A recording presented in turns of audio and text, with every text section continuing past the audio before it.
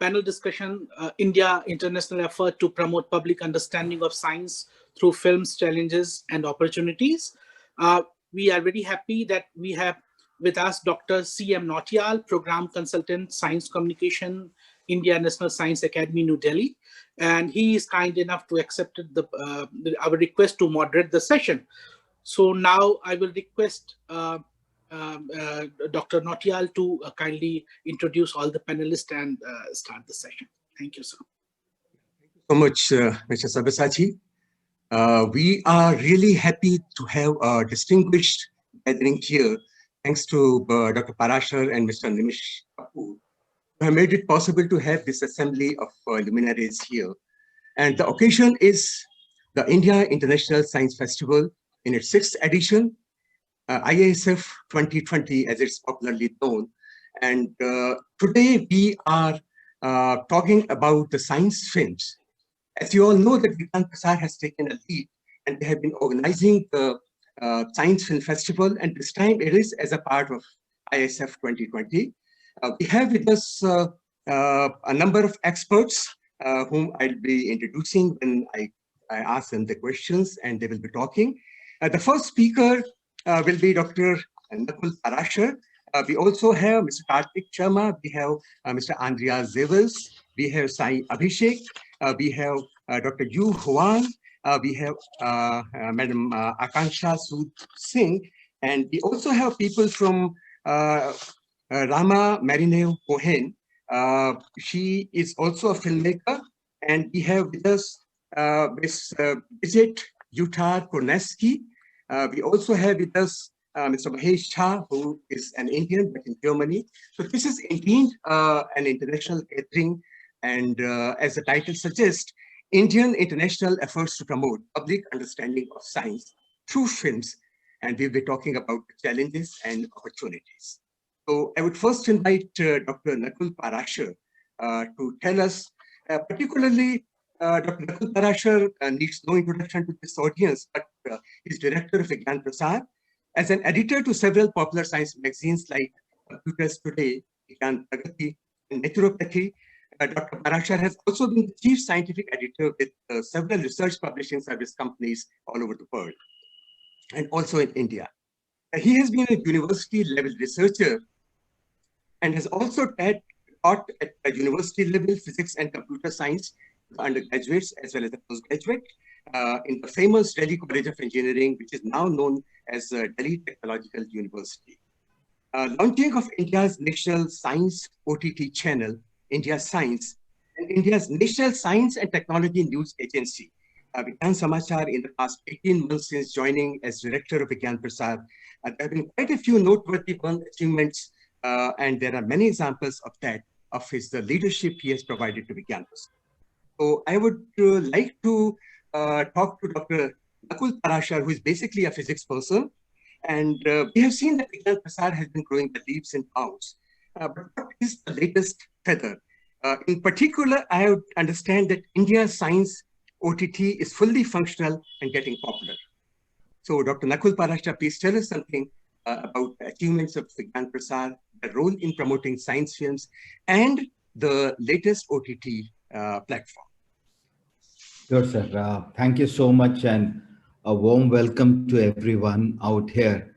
It's very nice to see all of you active, smiling, safe and healthy. And I wish we all stay safe, healthy, smiling, and we keep on with our mission as we've been doing earlier as well. And I'm sure there have been a lot of deliberations recently now that we think, and we all have gotten a little, bored with these all measures that we have, and we're now actively looking towards the other side of the pandemic.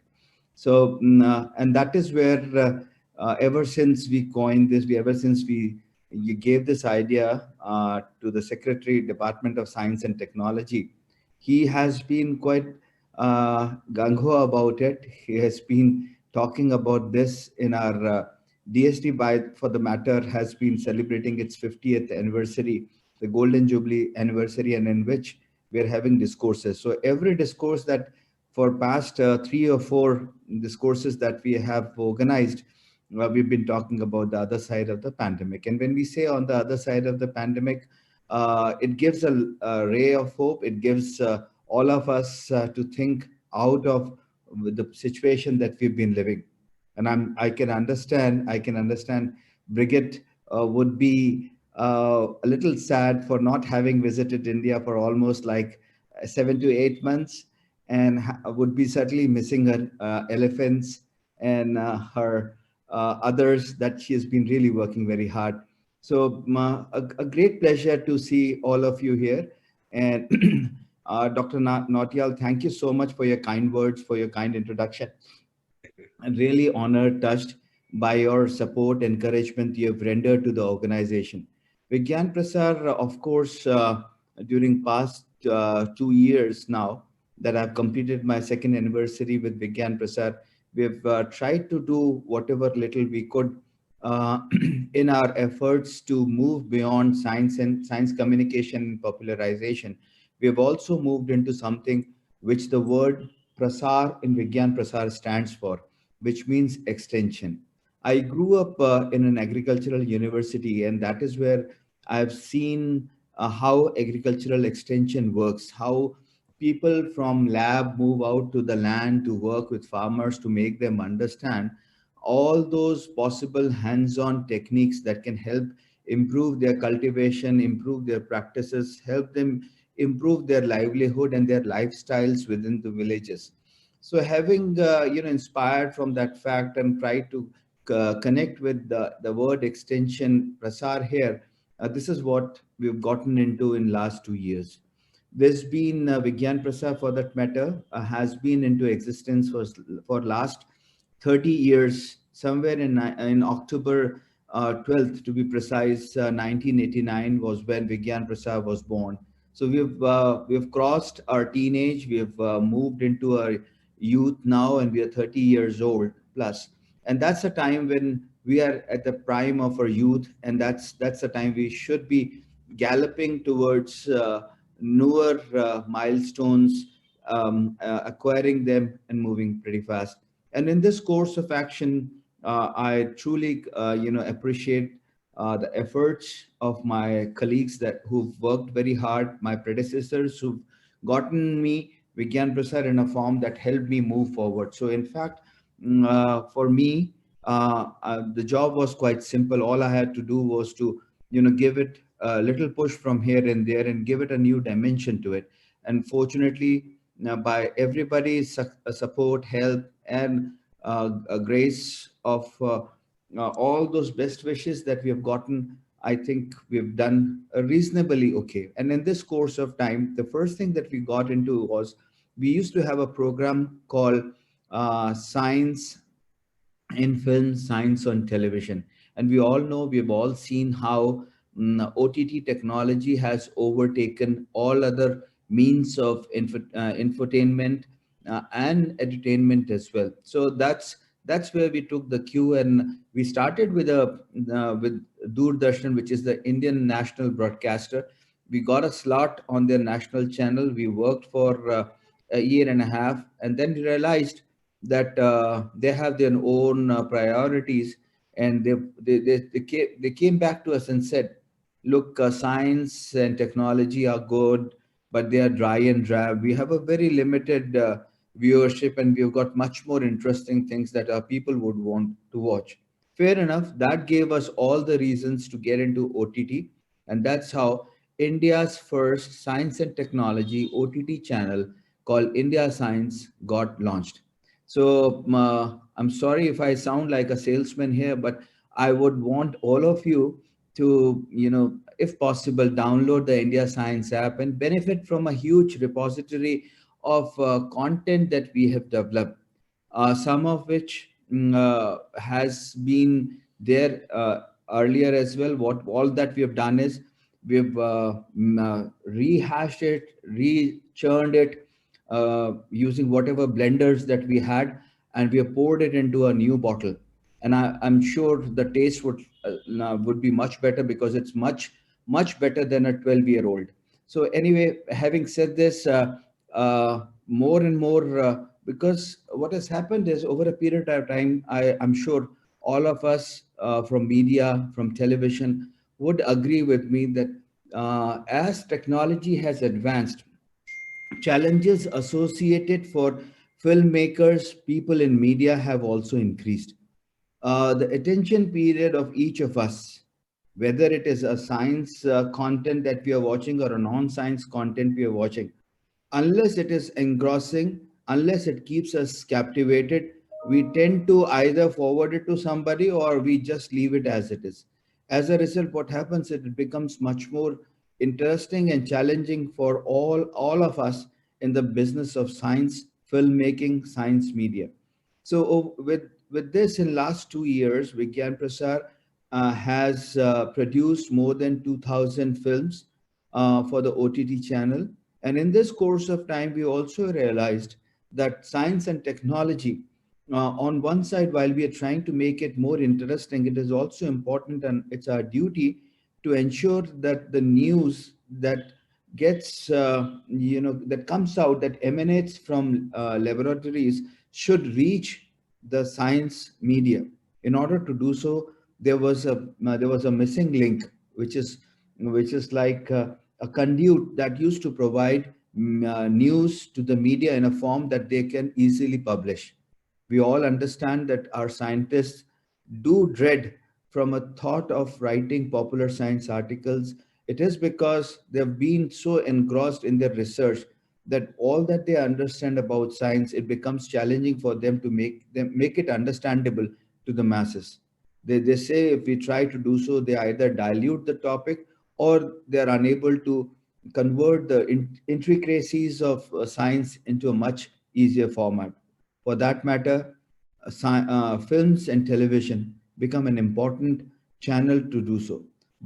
So as I was saying, it was very much needed that there had to be an entity that could become a syndicate where news from all different places in India could be aggregated. And in this process, that's where we set up India's first news agency, science and technology news agency of the country, which we've called as the Science and Technology News of India in English and Vigyan Samachar in Hindi. Of course, we did have a small project where we used to collect, aggregate news, but we used to do it in a very small manner, in a small scale, which was called the India Science Wire. So for the moment, India Science Wire does exist, but it actually is gradually getting converted into STNI, which is the science news. India, we all know, is a huge country, has so many languages, so many diverse cultures, people from different, in each of these languages, there are so many different dialects. And it's very important, unless we communicate with our fellow beings in their language, we'll be unable to do our responsibility, which is also enshrined in our constitution, to ensure that our masses do understand science and technology dissemination is a responsibility that each of us as our citizens of India have to comply with.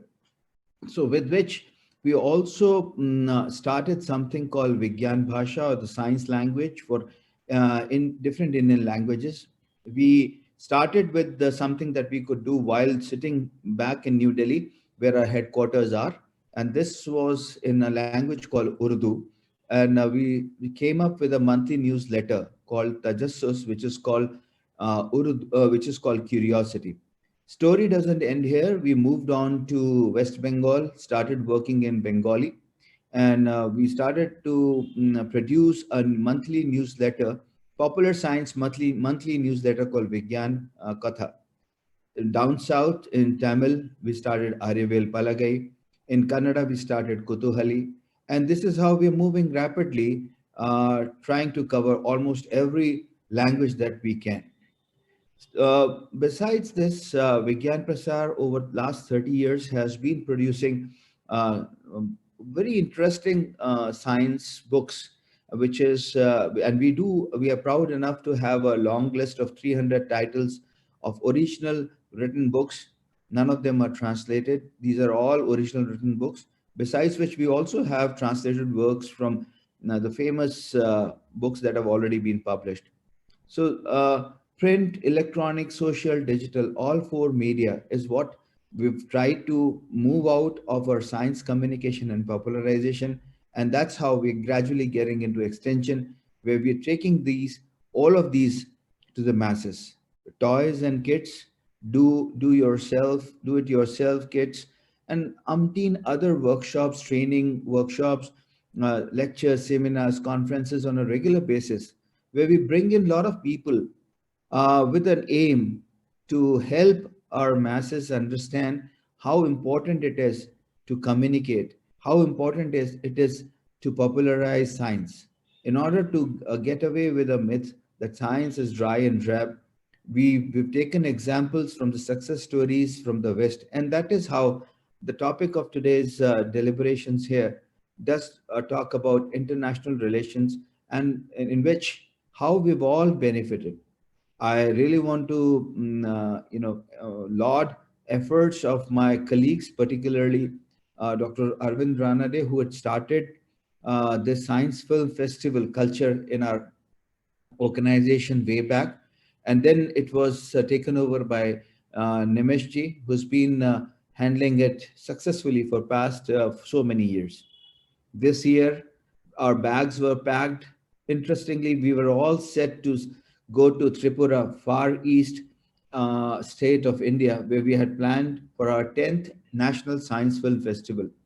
Everything was done, and it was just at the nick of time that we were told that yes, you just can't go because lockdown is about to get started. Nimeshji and myself, we were both very excited, and I could remember how Nimesh was persuasive to see, because he said tickets have been booked. We'll do all best we can. We'll cover our faces. We'll cover ourselves, but we'll go. We'll go. It was like somebody. I wouldn't equate him to a kid asking to go for it, but it was the passion that he had to bring, because he had done all that was required. Jury had done its job. Films had been set aside. There were a lot of international films that we had received from other consulates, embassies all over the place, and his continuous efforts to aggregate, pull all those films together had almost been there. And he was very excited because far east, the state of Tripura is famous for its natural beauty, and he was very happy that all those people whom he was trying to fly down to Tripura, Agartala, the capital, they would have really benefited. They would have really liked and loved, and it would have been a great fun at that point in time.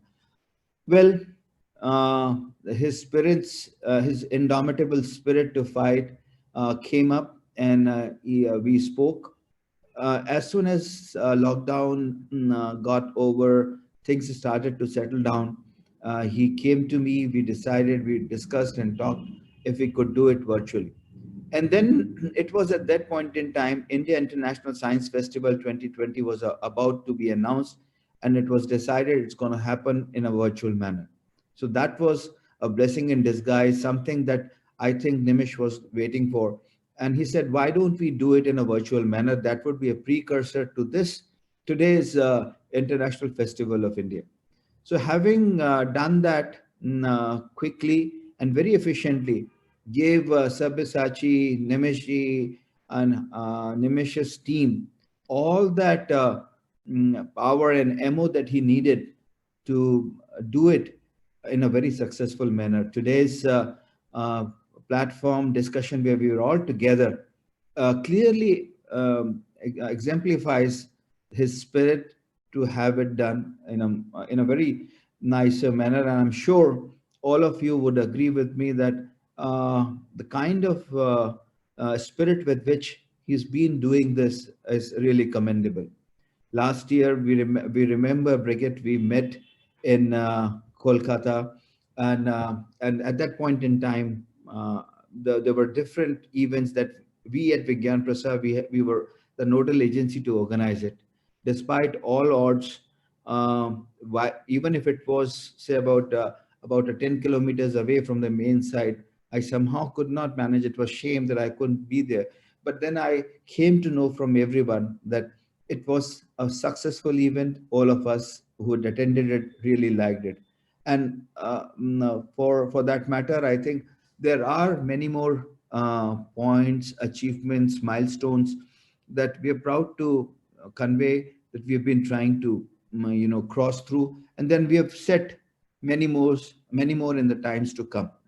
There's enough. There's still a lot that I can go on and on and on, but I think it's very important to ensure that Vigyan Prasar's motive and ambition is to somehow ensure that science films do take prominence, and with the OTT channel how fully functional, I'm sure festivals of this kind and a lot of platforms where films can that have already been screened here can be taken to that platform, and with which the kind of audience that we are looking at, the numbers that we have already touched, we have crossed few millions, and our thought is to go beyond it. I still remember, and I still remember way back in 90s, Pepsi in India used to have an advertisement which used to say, "Ye dil mange more." This heart really wants more and more.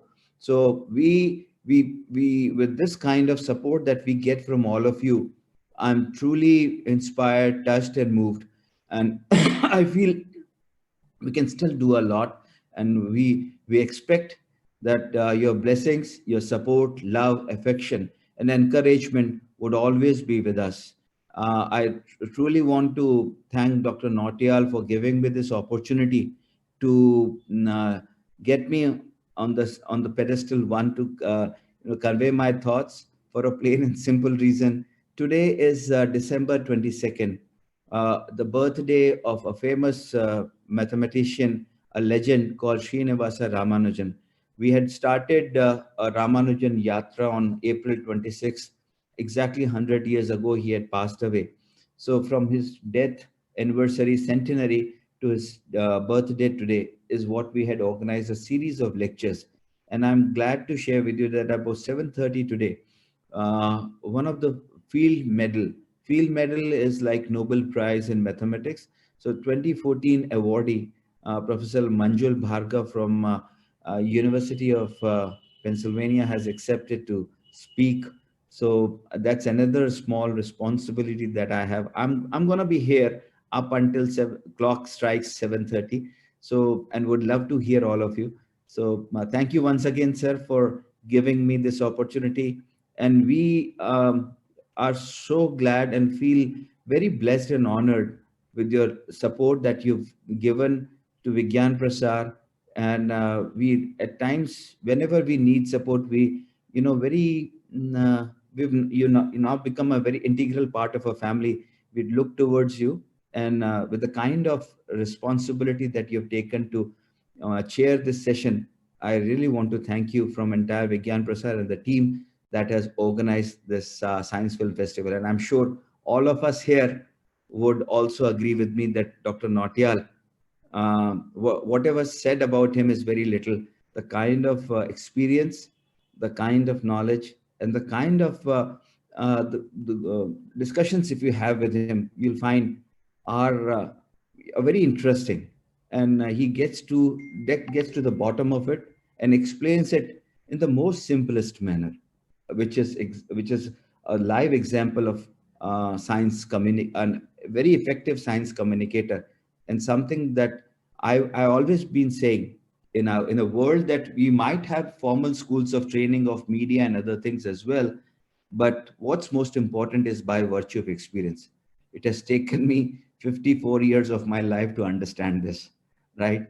So I truly want to thank all of you for patiently hearing me, and I'll be here. I'll be around till 7:30. So please forgive me if I hop off to the other lecture at about 7:30. Thank you once again. Thank you so much. Jai Hind and Jai Bharat.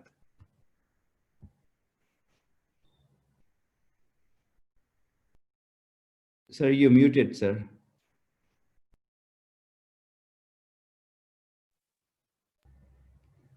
You have given us insight into the working and functioning of Vigyan Prasad, wonderful organization you are leading from the front.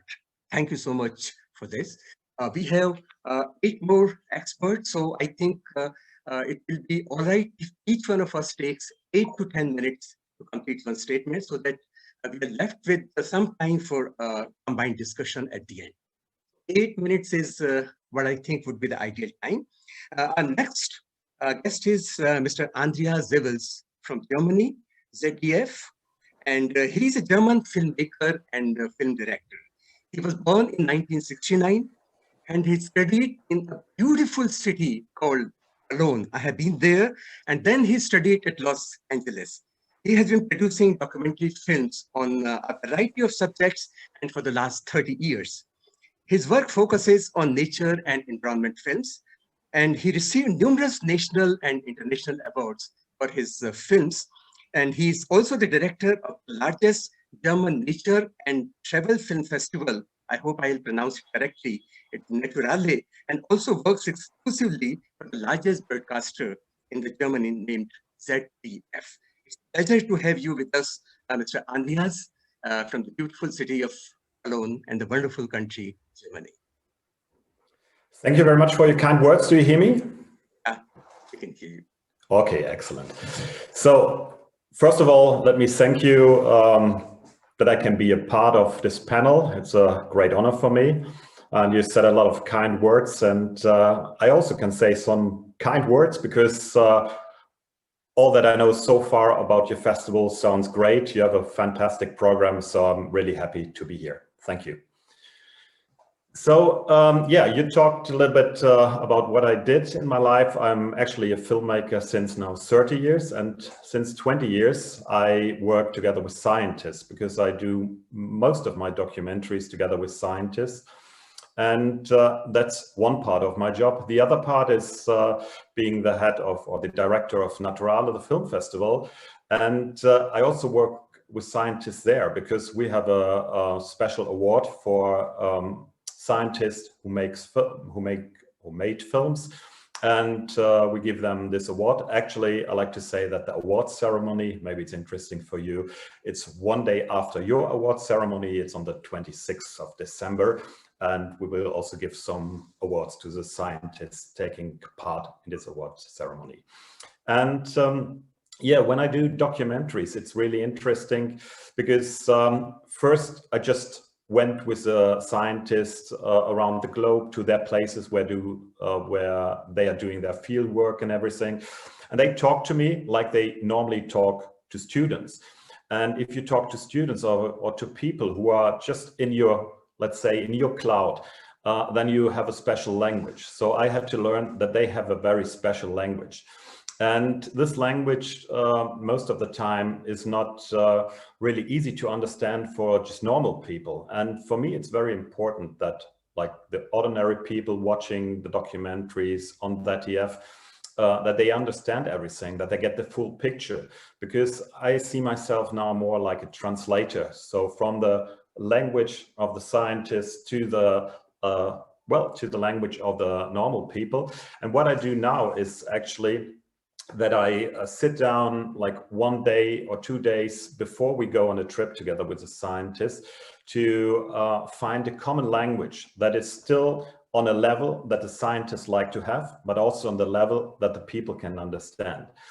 And when I do my documentaries, we are not like going with the scientists to like their office or the laboratory or everything. We try to go out in the field. So if we have a scientist who is in charge of, let's say, pythons, we went with him to Malaysia and he talked with us about the pythons in Malaysia. So what is important is not only the language, it's also the picture. And what we try is to get the full picture. That means we take the scientists to the places where they sometimes never went before. It's part of their science, but sometimes they didn't go on the field. As you probably know, some scientists are working in their laboratory, in their office, most of their life. But of course, the adventures adventures are out there. And so what we like to do is we take them out in the field, do our documentaries all around the globe, and then find a common language for the normal people and for the scientists as well.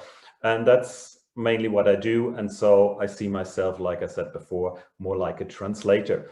On the other hand, it's really interesting when we go now to Nautiyal Film Festival and we have the special award, then we see how scientists do their films, and it's completely different. Sometimes it's so far away from what normal people can understand, so you can't even show them in the cinema because people are sitting there, okay, what are they talking of? And but there are more and more scientists are coming up, understanding also the language of the media or how to communicate with the audience. And that's really interesting. This year we had one film from the US, which was, or it's called Black Suns. It's about scientists traveling to see the solar eclipse. And it's really interesting to see their point of view. It's completely different, of course, like when we all see a solar eclipse, it's more like, wow, fantastic. And from their point of view is more like the science view, but it's also interesting and it's a completely different perspective. So yeah, let's come to the point again. I think as a filmmaker in science, you have to be a translator as well. It's really important that people understand what all these really good scientists are doing, also especially in this time of COVID. I don't know if you had it in India. Sometimes you have people who don't trust in science anymore, but it's very important to get the facts from science, to talk about them, to discuss about them, and to get a final solution. So people have to listen to the scientists, and we try to help the scientists so that the people understand them. Thank you.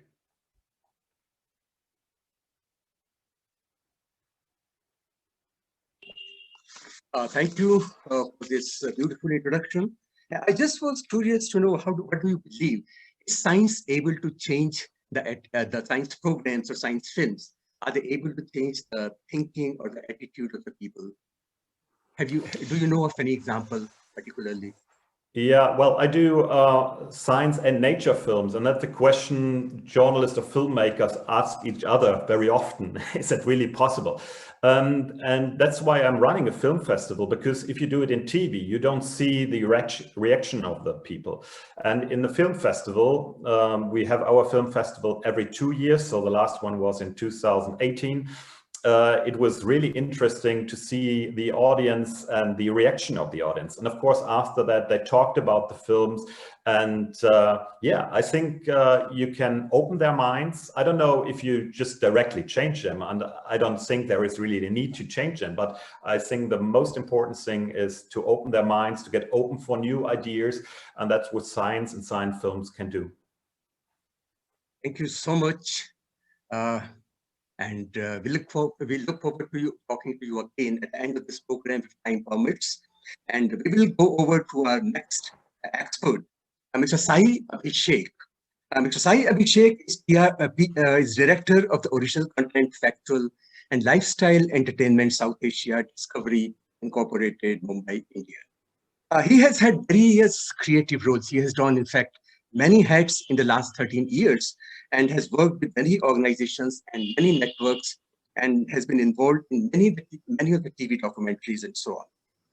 He has led and produced tentpole shows and documentaries which have created record both in terms of viewership and as a campaign at a national and international level. This includes some very interesting shows like Discovery's Man vs. Wild, and he has dealt with people like the Indian Prime Minister, Mr. Modi, superstar Rajinikanth, Bill Gates, and so on. So I will not take much time in introducing him. You would hear him for yourself. So I invite Mr. Sai Abishek to us. Thank you, Dr. Nautiyal. So kind of you to kind remarks, and thank you to all the panelists also. It's I think this is my first panel, to be honest. We don't really attend panels and discuss in such nice gatherings, but I mean, broadly, I mean, before I go into challenges and opportunities in the system, so my background is also in the last 10 years or so, I've been working at National Geographic, and we launched History Channel in India. We launched Nat Geo Wild. And then, yeah, in the last many years, I've been at Discovery, and again, having many roles. And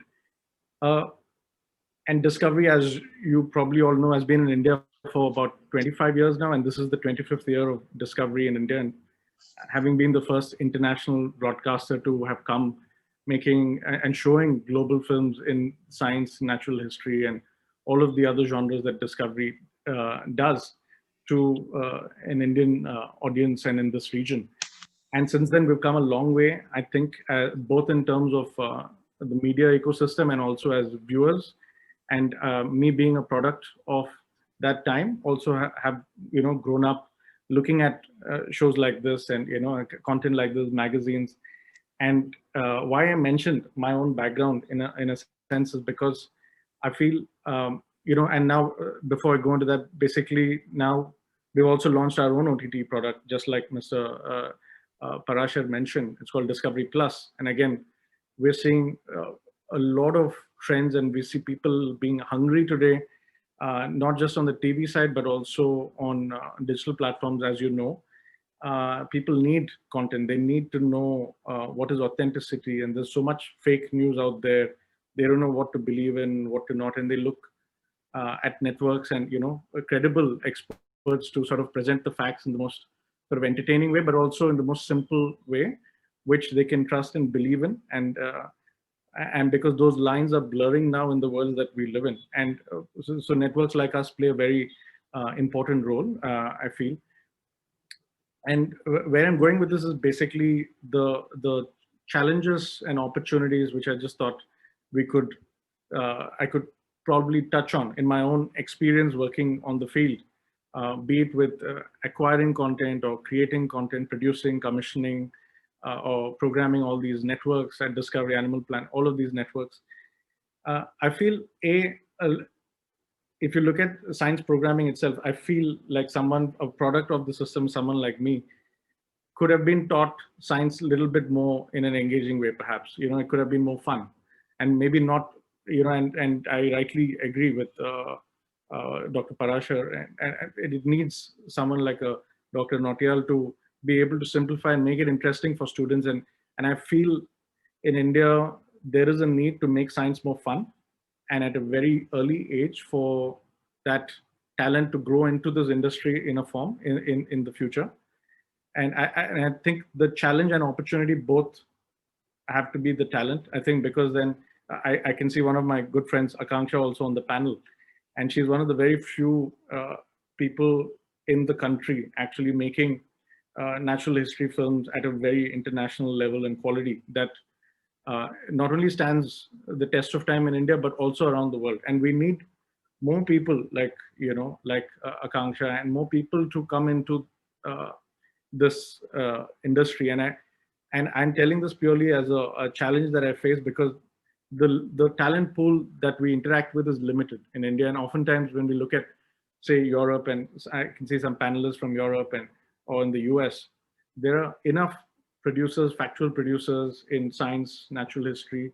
There's just in that genre of filmmaking. In India, it's limited to a handset of people, and then with a handset of broadcasters. And now, thankfully, the OTTs have come in, so there's slightly more, the ecosystem is growing. But we need for that talent pool to start very young, so that science is more fun. They question the natural world, the things around them. And that scientific thinking, I feel, needs to go into children. And that becomes, and it's very easy to then teach them the techniques of filmmaking. That's the easy part. You don't need a big education in filmmaking. It's actually the research, the writing, the interest, the reading, ability to, to make science fun. I think those are the things I feel we should be investing in. And then, of course, there are networks like us to pull all those people in to make all these films. And I feel this is the best time for, for people in the region and India to be making films of any sort, and especially science, natural history films. We're making tons of them. We're speaking to lots of producers in India, and we're hungry to commission the best quality programming for not just India. And we put out our shows not only in India, but all around the world. So we are seeing that it's the right time to tell stories from India and transport them to the rest of the world. It's 25 years now, and I think we can now do these things at scale. And that's my wish for whoever is listening in on this panel. Yeah.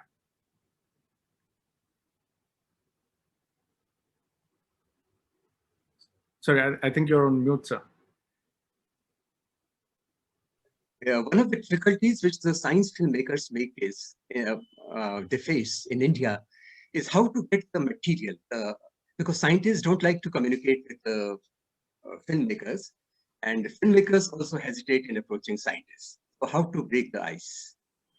I guess excellent question, and I think the answer lies somewhere between a person like an Akanksha, who's of course, with the knowledge and yet interfacing with the commissioners, broadcasters like us, but also I feel bodies like bodies like yourself over here should be doing get-togethers, with media people like myself, and I can certainly rally with my peers in the other networks, and we really don't consider anyone as competitors or anything like that.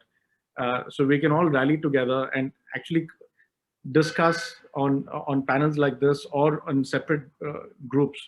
And I mean, we were going to be honest, I can reveal on this panel that we were going to create a big discovery event this year, and because of COVID, we had to scrap it. It was to be early this year, where we were going to invite like everyone in the whole country to just come to these big cities and attend, invite filmmakers, experts from all around the world to be a part of these something like this, but in real, and show films, have film festivals, give out awards exactly like this. And I think somebody will have to take ownership of bringing both bodies together, and also get the schools in. I would say get the schools and parents in, because I feel that's a big need. Thank you, Mr. Abishek. Thank you for this beautiful presentation. And at the end, we'll come back to you for if there are any further questions. You mentioned Akanksha ji just now. So I think that we will now move over to Akanksha ji. And Akanksha ji is a veteran filmmaker, and her main interest has been in science filmmaking related to conservation. She has taken a lot of interest in documenting some of the species which are going extinct, which are endangered, or which are gradually vanishing from this earth. And conservation has been her main interest. In her own words, she wants to bring a change, bust myths, showcase the incredible diversity we live with, and ignite hope for the future. This is more for the next generation, the future custodians of this heritage. How will they emphasize and protect anything they don't see? We want them to grow up with pride, empathy, and responsibility towards the environment. And thus, the first step is to knowing what the natural world holds. And that's why she believes in documenting what the nature offers to us.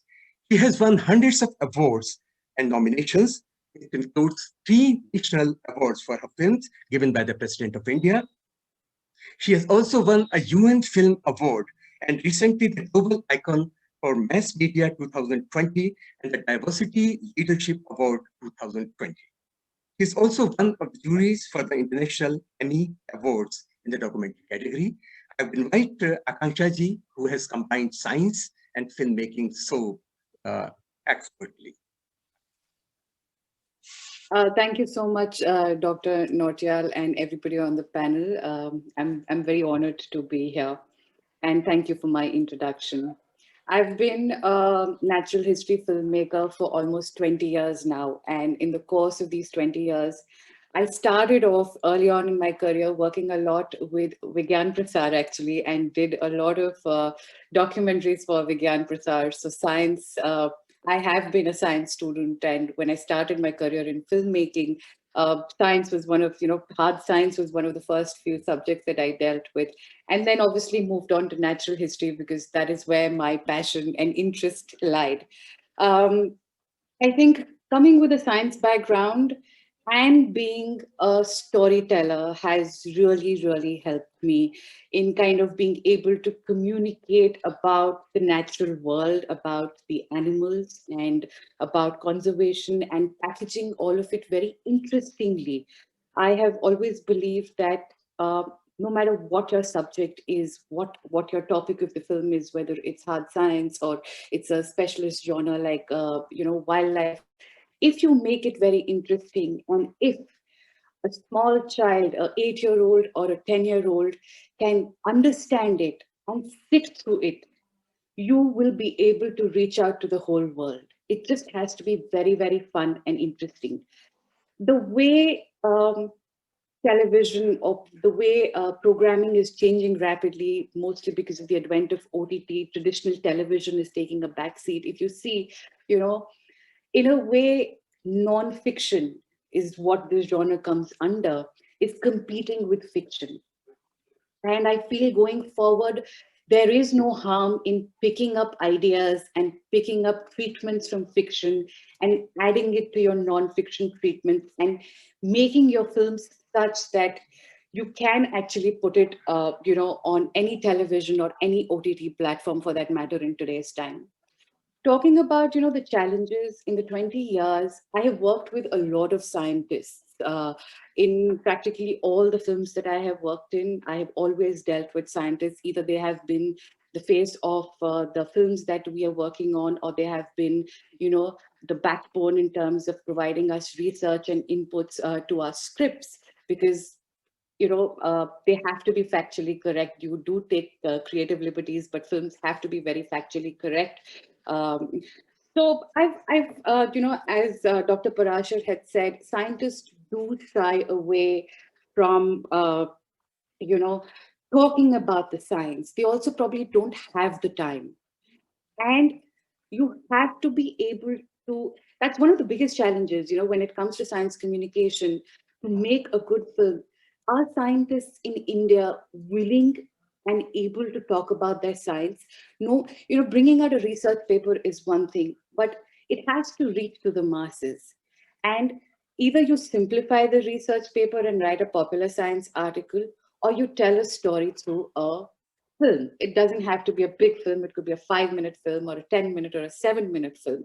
Today, in today's time, there are avenues available for all kind of lengths of films. The second thing I want to talk about is the creative storytelling part. If you see, traditionally in our country, science films have been extremely drab. Their production values have not been very good. I personally feel that a lot of them tend to be PR pieces for the funding organization or the institution, or from where the scientists come.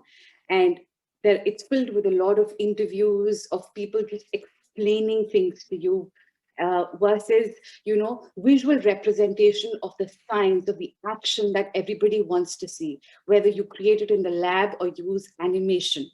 And that brings me to the point that you really need good budget to be able to tell the story very, very creatively.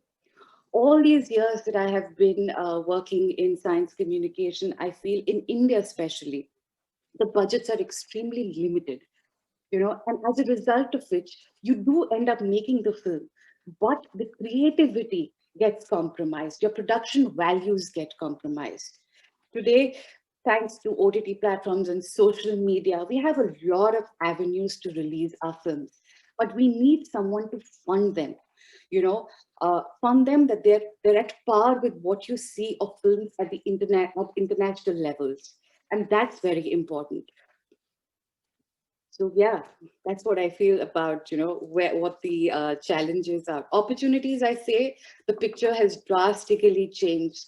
There are a lot more networks now looking for science programming. There's Discovery, there's Curiosity Stream, which is an OTT platform. Now the government has their own channels, but everyone wants good storytelling. They want interesting films that will pull in the viewers and subscribers. Otherwise it's pointless. Your content just gets lost in the mass of content that gets released every second, whether it's online or on any platform.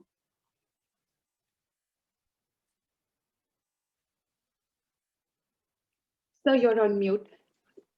Yeah, so you have presented some very good views, and I think you have some background in science too, and that's perhaps the reason you have been able to depict science through the camera also. So thank you very much for your wonderful presentation. And just now, initially we had people who were not from science background perhaps, then we moved on to somebody who has a background in science. But our next expert is still yet a more surprising personality. He is basically a doctor. He's a science graduate and MBBS from London, and then studied MPH at Yale, and then he also did MD. So he is Dr. Hoang, and he's a co-founder and current president of the Public Health Film Society in UK, which is a charitable organization. He's also the chair of the UK Faculty of Public Health Specialist Interest Group on Film. He has served as chair of the International Public Health Film Competition and was invited judge for the Global Health Film Festival of the American Public Health Association.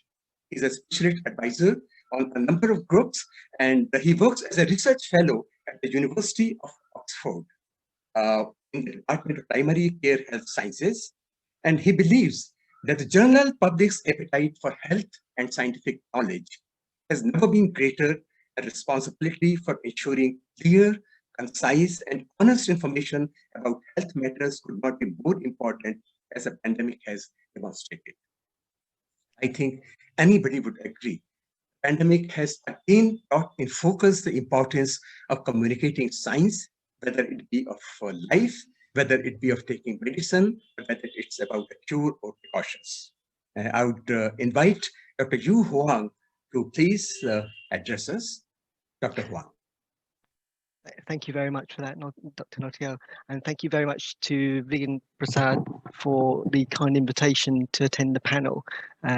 It's a very impressive panel you've got here, and actually a very impressive program you've got for the entire festival.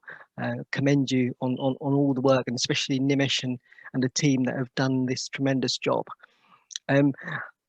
I thank you again, Dr. Nautiyal, for the kind introduction. I think the little bit that you missed out is I've also come from a background of journalism, and added to that with my public health research and practice work. I think that's where my comments are sort of originating from.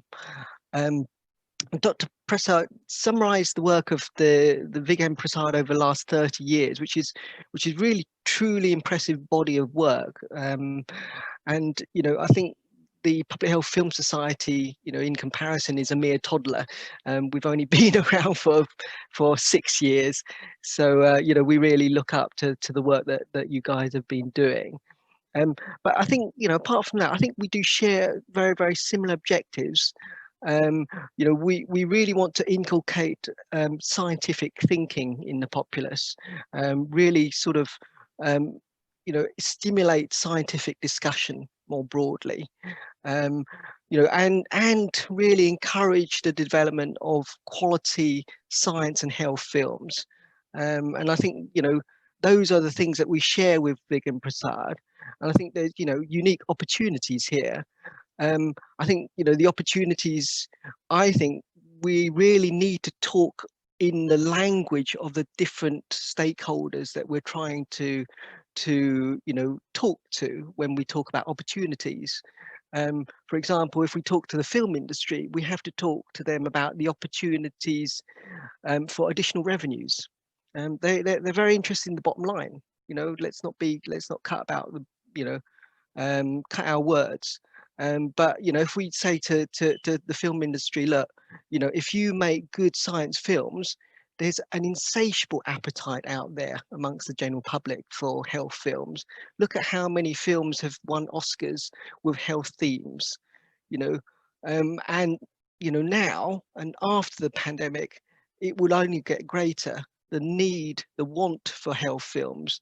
So there's a market out there, there's an audience out there, so you can sell your films. Not only that, you can get money from different commissions. So not all your typical commissions.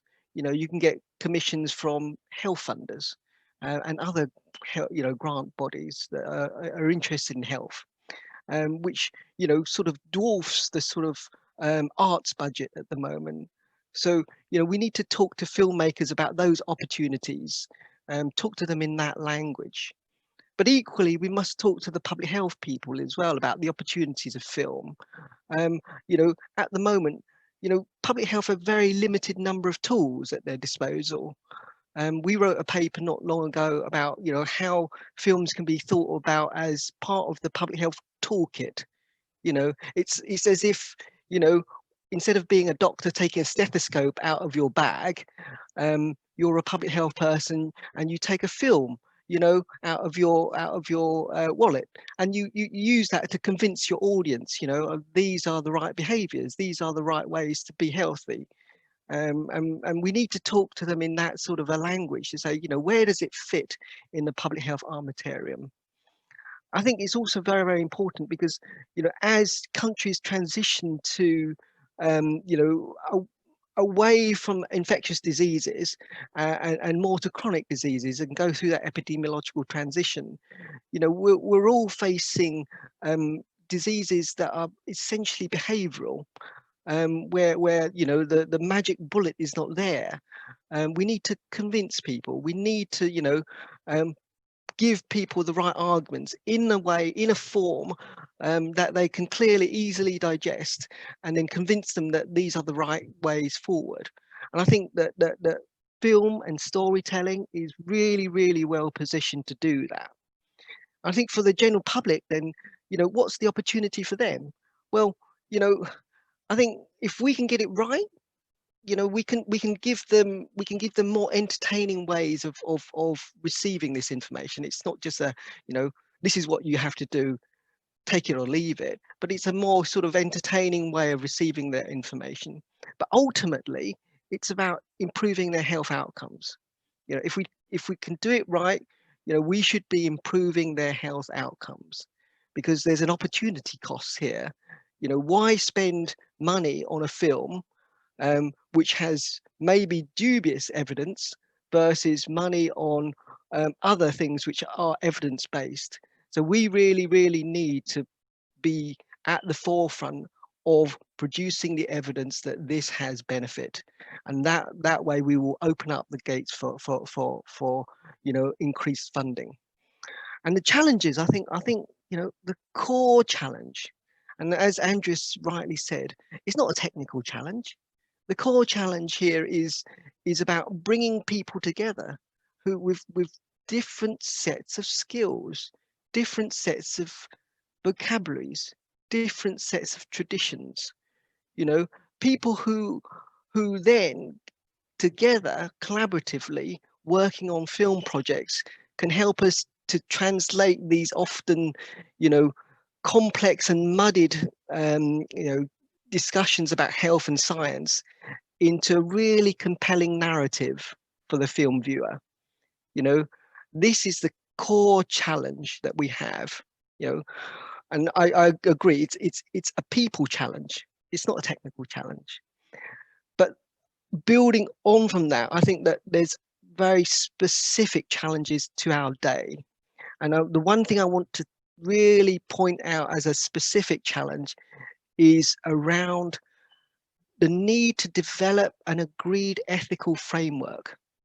You know, in these times of misinformation, in these times of mistrust, there's, you know, if we're going to progress, you know, beyond this, and we're going to be seen as honest and responsible purveyors of information to the public, we both as filmmakers who are interested in health films and as public health people and scientists interested in this area have to come together and have to agree on an ethical framework of how we approach this area. You know, what is acceptable, what is unacceptable here, you know. And I think if we can do that and we can build the evidence, those I think are the main challenges at the moment.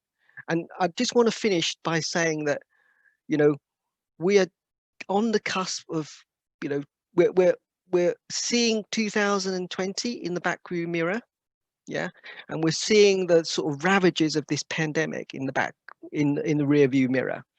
We're coming into 2021 with probably the biggest vaccination program the world has ever seen, but nobody talks about the fact that this is also the biggest mass health communication program the world will ever see.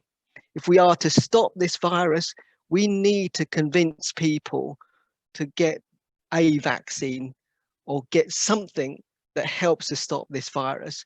Otherwise, we will continually be having these outbreaks.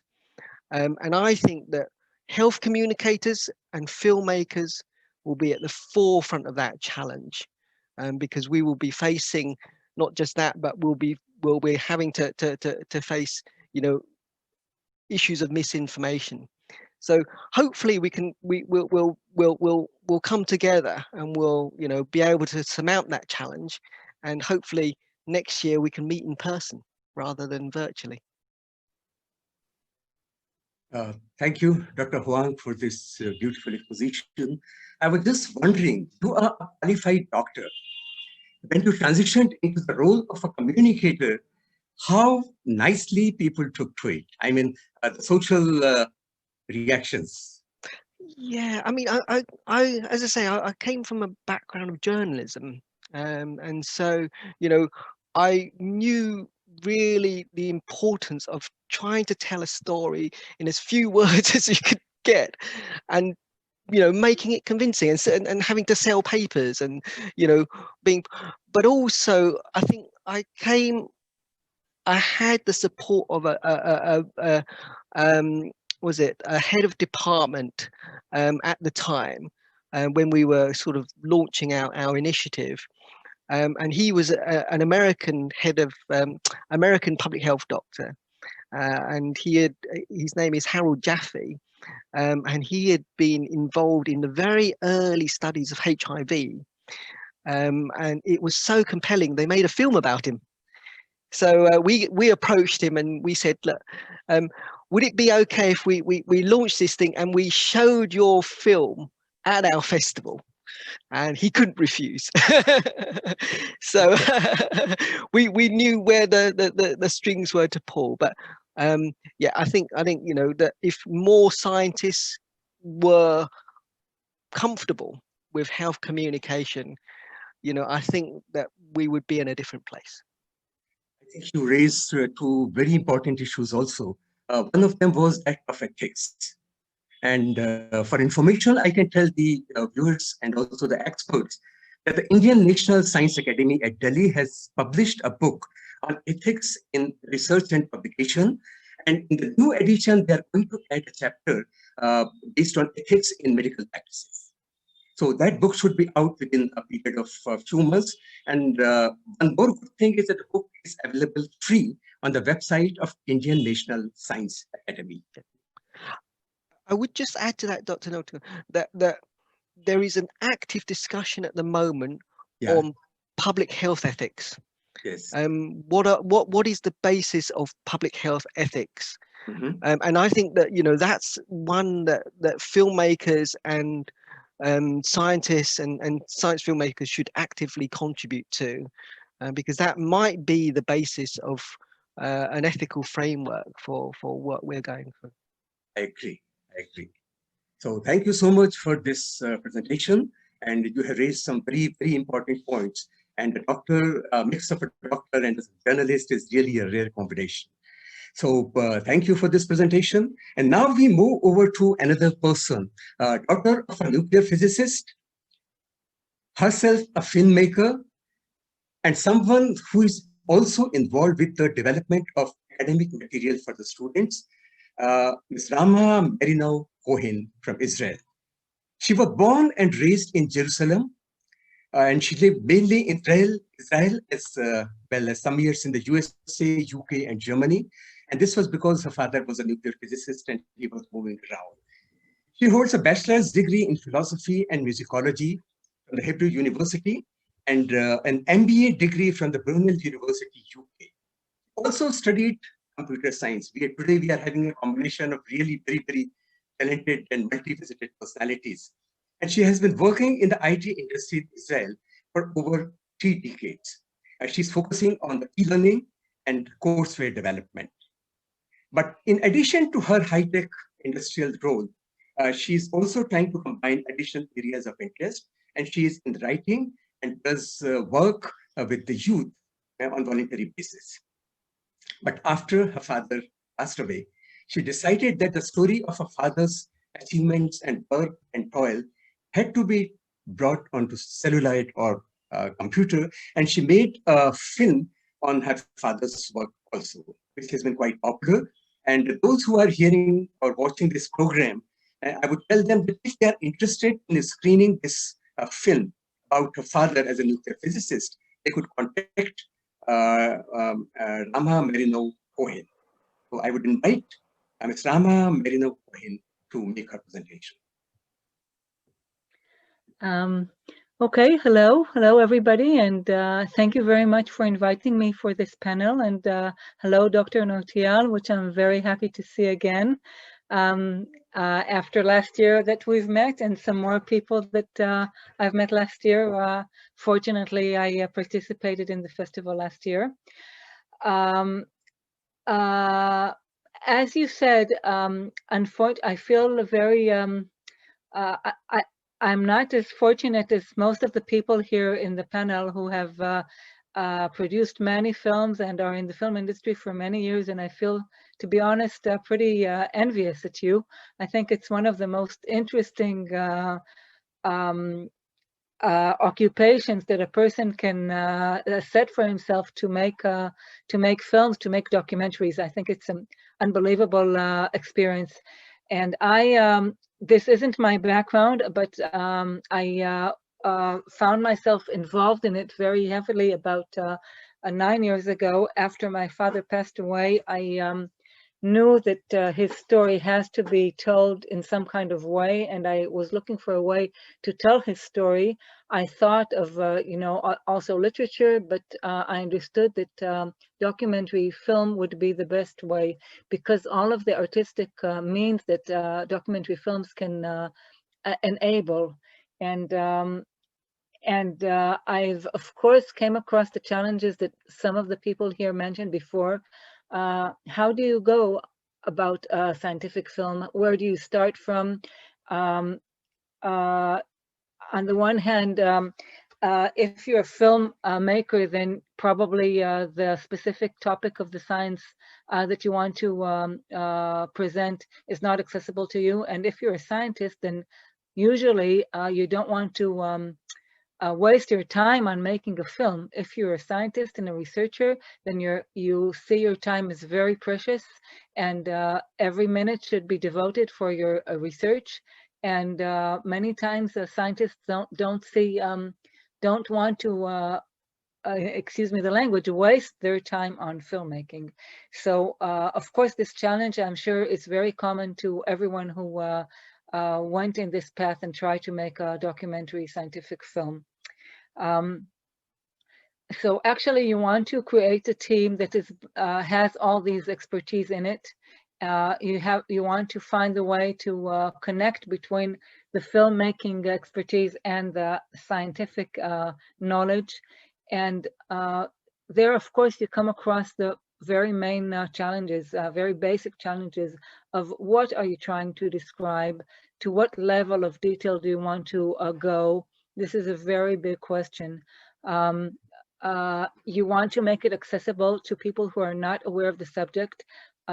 Just for an example, nuclear physics, this specific topic that my film is about, the community that deals with this is about 100 people in the world. So, and you want to make it accessible. So how exactly do you do that? And to which level do you go? This is one of the main questions that you have to be very clear about. You want it to be accessible also to physicists and to chemists and to researchers, but also to students and just the general public who don't necessarily have any basic knowledge. So to try to connect these ends is one of the basic challenge. So I would say that the basic challenge is actually to write the script, first of all. Writing the script is to make it interesting, to make it to find a good flow, to make it fluent, and to combine in the best way you can a few things: the science itself that you're trying to explain and to present. That's one thing. The scientific story, if you have a scientific story to tell, then how to tell it. As Ms. Singh said before, the storytelling is always a big challenge. How to tell a story. It's not something that comes so easy. How to tell a story is a very, very big challenge in film, in literature, everywhere, in history telling, in many areas. The challenge of telling a story is a big challenge. And in my case, the specific person that the film was about, how do I involve his personal biography to make it part of the film itself? If we're talking about a film about a specific scientist, then you have his biography. You want to combine the history, the language, the country, his personal history, his characters, what he was like. And if we can imagine a film about any scientist that we know, either a Nobel laureate or not Nobel laureate, then of course we would want to combine the history and the biography of the specific person with his challenges and with his work life. And all this together has to come in a fluent way that will be thrilling, that will be inspiring, that will be interesting. I think that's the main challenge. And you're talking about science, and it's scientific, but you don't want it to become a lesson. Okay, to create a lesson is much easier in a way. You have to be less creative. I mean, you still have to be very interesting, but to create a good lesson is okay. It's easier. It's easier. You have to set the correct steps to make sure that every time that you explain something, the prerequisites were explained very well before, and then you go step by step, like in a ladder, and that's the way to create a lesson or to create e-learning, okay, which is what I do. But for film, which is a piece of art, it's much more complicated, it's much more challenging, and that's why it's much more thrilling to do. And that's why I said in the beginning that I'm actually envious at all of you that this is what you do all the time. So this is what I did. I thought that my father's story was something that I felt very strong that I had to tell. It wasn't something that I could have done at all when he was alive. There was no way he would have allowed it. He was like very many scientists, which I know or which I've come across, are dedicated to their work, and they don't want to spend one drop of time, okay, in things that do not promote their research. And also for other reasons, there was no way that he would cooperate with such a thing. Although there was a few, articles about him in the public media, but very, very little. He was always focusing in his community, promoting the research in his community of nuclear physics. And even in the nuclear physics, it's a very, very niche area. So, but after he passed away, I felt that it's a must to do it, that I had to do it. And I sat for a few months in his very small office in the Hebrew University in Jerusalem and went through thousands and thousands of letters and papers that were left over. Most of them were totally inaccessible because it's nuclear physics.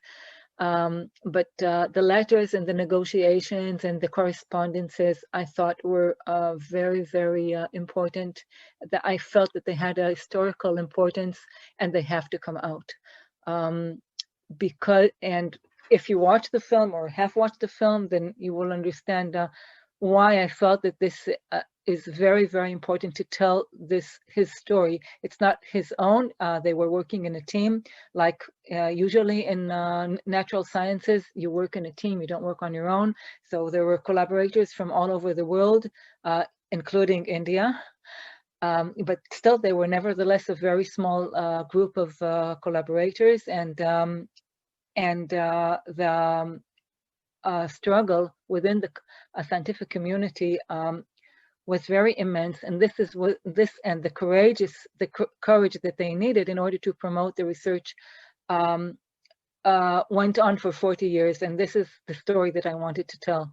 So going through all the archives, I thought I had to find a way to tell the story, and luckily some of his collaborators picked up the challenge with me and explained the basics, and with their assistance I was able to understand at a very, very high level what was going on, and to write the script and to develop the film. Once it was ready, and I started the efforts of distribution, and try to distribute it, in various places in the film-making industry in Israel and outside of Israel. And one of the paths that I tried to reach out was to the Ministry of Education in Israel. And there, and this, I'm making it short, but it took many years.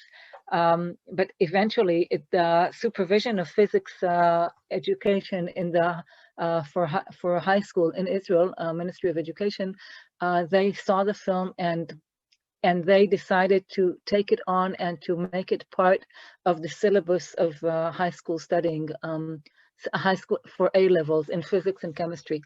And one of the questions that you asked, Dr. Nautiyal, and in the preparation for this panel, how can science films be distributed? What to do? What can we do about the distribution? So, from my specific, very, very narrow experience, the fact that it's part of the syllabus of A levels in Israel, now it's distributed. So every year, all the high school students in Israel in physics and chemistry not only watch the film, but they also have a learning unit which was developed by the Ministry of Education based on the film, and they have to go through this learning unit and perform the tasks in it. So first of all, it's watching the film, and after that, there were additional e-learning sessions that were developed on broader subjects on the history of the periodic table of elements, and on other historical achievements that throughout the history, which weren't credited at their time, but only many years later, and so on. And students are also encouraged to interview, for example, a scientist, either a living scientist or through their imagination, studying about a scientist and then writing an imaginary interview with the scientist, and asking him various questions. So this is a very interesting way to distribute science, to get into, to learn about science, not only the scientific topic itself, but about everything that goes beyond. What does it mean to be a scientist? What does it mean how can you become a scientist? What does it take to be a scientist? What does it mean to do science? Okay, the practice of doing science, which is something that, at least in Israel, isn't discussed at schools at all. They teach you physics, they teach chemistry, biology, and so on and so forth. But what does it mean to be a scientist? What is your life as a scientist? What can you expect? What can you expect that your life would be like? How do you do physics? How do you do chemistry, and so on? What is a community? What is a scientific community? What does this mean? How do you practice? All these things are taught or are experienced through this, through my film, and through the learning unit, which was developed based on it. So I feel that this is a big step forward. The feedback that we get in Israel from students is very encouraging, and also from the Ministry of Education. What they say is that you know, in education, you always look for ways to make the material more interesting, to fascinate the students. Okay, you know, in the past, there used to be only textbooks, and that's everything. You know, when I was a student, there were only textbooks, and the more we proceed in time, teachers and principals look for other ways to make the material more interesting, more fascinating, more experienced. So taking a film and using it as a studying material is very creates an experience that the students are attached to and are thrilled by. And through that, they learn things that probably you can't learn from a textbook. And the feedbacks that we get are that this is, according to the Israeli Ministry of Education, that this is a very innovative studying unit that they have developed. They're very happy that they did it, and they're looking for other areas to develop additional learning units and studying modules similar to this because of the innovation in the learning method. And some of the feedbacks that we get, that I got, were students that said, we saw the film, we were inspired by it, and when we'll grow up and we want to become physicists, and we want to deal with nuclear physics, and we want to continue the research that Amnon Marinov has done. So of course you can understand that this is very exciting and touching for me. I would love my film to be presented anywhere in any kind of academic institution or high school. It was presented in New Delhi in a high school last year, and it was very, very exciting experience for me. The students were so interested and asked very smart questions. They were high school students, age 17, 200 students in a hall. In New Delhi, and I would love this. And in Israel, of course, it goes on in universities as well, so and academic institutions. So of course, I would love to continue promoting it. That's it. Thank you, Rama, for this very, very interesting and exciting presentation. I would just was curious to know, because in this situation of pandemic, have science films been replacing the usual classroom lectures? Has there been more people getting involved into making science films or something? Well, I wouldn't know to tell you. I don't know to give an answer about this. What I could tell you is that the challenge in schools all over the world is this whole issue of synchronic and asynchronic learning. You know, till now, before the pandemic, learning was usual. You went to school, you sat in a classroom, and the learning was synchronic. I mean, if you probably everyone is familiar with these terms of synchronic and asynchronic. The teacher, you know, spoke to the classroom, and then they went home and did their homework and so on.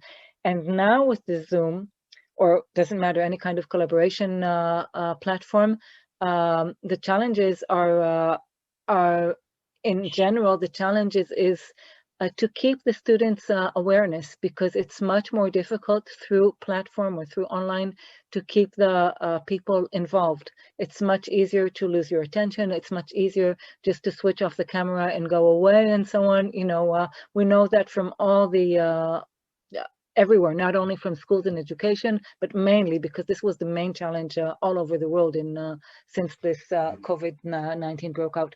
So if you have, it's not only films, but also through films, if you have a program that combines synchronic and asynchronic learning, then you're far way better, and you can make sure that your students are, you know, not wasting their time and continuing with their learning or with their learning program that you and the challenges that you have at this time. Okay. Thank you, Rama, for this very good presentation. And I'm sure that many people would be interested in watching this film that you have made about Professor Hoang. And we have 3 more speakers, and all 3 are distinguished people. But I am keeping some of the best for the end. I would now invite the young Mr. Kartik Sharma He's a science filmmaker who studied science filmmaking at University of London.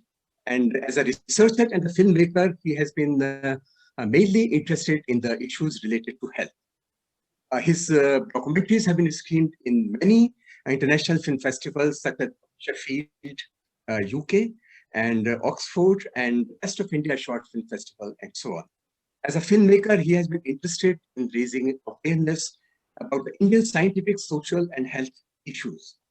He has partnered with many organizations like Public Health Foundation of India, Tata Institute of Social Sciences, Mumbai, Perth Center of Humanities, University of Oxford, and so on. At present, he's working for his first fiction film. Now, this, I am sure, will be a big transition for him.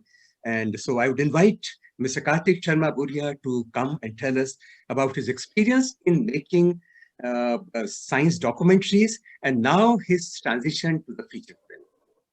Mr. Kartik. Well, thank you, Dr. Nautiyal, for your kind introduction, and it's a pleasure to be here. First of all, thank you to Vigyan Prasar for, this is my second outing here. I was there in Calcutta also last year, so very grateful to Dr. Prasar and Nimish for inviting me and giving me this opportunity this time around. So yes, as Dr. Nautiyal introduced me, I'm a filmmaker, and I've been making films on health and social issues. And I've also founded an organization called Public Arts Health in Us, which actually works with in the field of public health. So it engages with researchers and scientists from the health fraternity and helps them translate their information and make it more engaging to the public. So these are the crossroads we are working in. And we have projects running in India and also in the UK. So this primarily is what PAHUS has been involved in.